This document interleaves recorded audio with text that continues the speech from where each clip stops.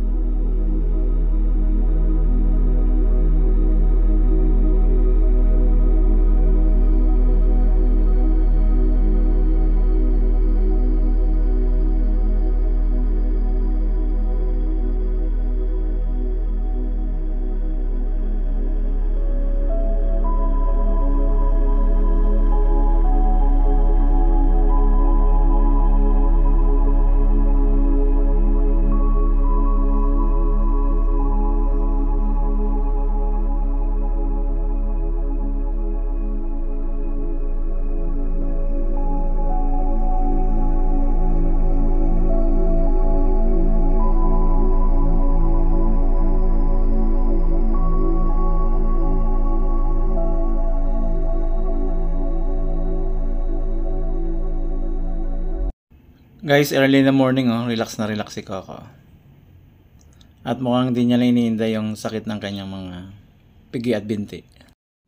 Ang sakit ko. Bakit ka nang umulit kanina? Sanay na siya sa camera. Sanay na talaga siya sa camera eh. Very good, nakakaakit na siya. Akit na si Coco.